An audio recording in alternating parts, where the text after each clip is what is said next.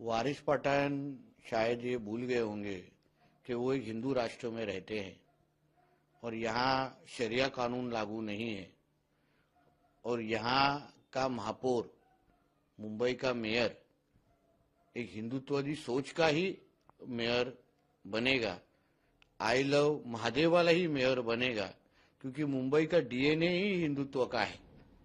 इसलिए कोई भी गलतफहमी में वारिस पठान ने नहीं रहना चाहिए, क्योंकि जहां जहां भी जिहादी मानसिकता रखने वाले मेयर बने हैं वहां वहां हिंदुओं को खत्म करने का काम हुआ है, हिंदुओं को जलाने का काम हुआ है और गजवाए हिंद के अंदर हिंदुओं की जनसंख्या कम करके इस्लाम राष्ट्र बनाने की कोशिश हुई है।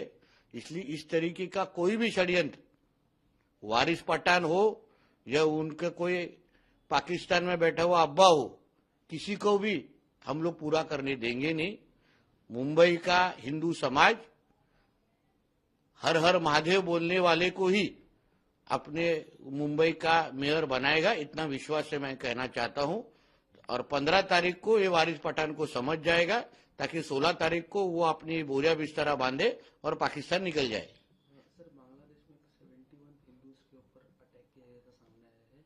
इसके ऊपर संजय राउत ने कहा है कि वहां पे बोलने के लिए, उस बात पे स्टैंड लेने के लिए भाजपा और आरएसएस आगे नहीं आते, मात्र भारत में दोनों समाजों में डिवाइड एंड रूल ऐसा होता है।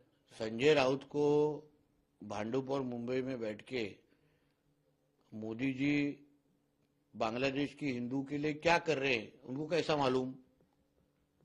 मोदी जी जिस तरीके से अपने सरकार के माध्यम से वहां के हिंदुओं को बचाने की हर तरीके की कोशिश कर रहे हैं, मगर जितनी संजय राउत जी को बांग्लादेश की हिंदुओं की चिंता है, उतनी मुंबई महाराष्ट्र में रहने वाले हिंदुओं की अगर चिंता होती तो वो कांग्रेस और ये जिहादी मानसिकता वाले लोगों के साथ लोग हाथ नहीं मिलाते।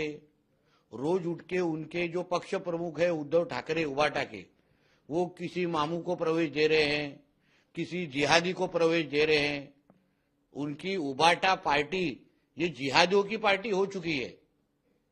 इसलिए संजय राउत ने हिंदुओं की, मुंबई और महाराष्ट्र में रहने वाले हिंदुओं की चिंता वो पहला शुरू करे, उनकी ख्याल रखने की सारी जिम्मेदारी हिंदुओं की भारतीय जनता पक्ष और एनडीए की, उसके बारे में चिंता करे नहीं।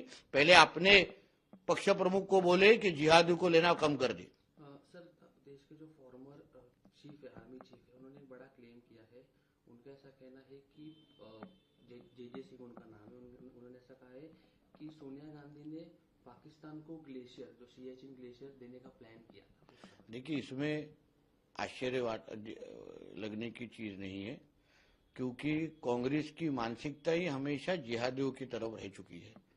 पाकिस्तान की जो बोल है, जो उनके मंसूबे हैं, जो उनके गजवाए हिंद के प्लान है, उसको इम्प्लीमेंट करने के लिए ही कांग्रेस पार्टी देश में काम करती है। पाकिस्तान का माउथपीस ही इंडियन नेशनल कांग्रेस है।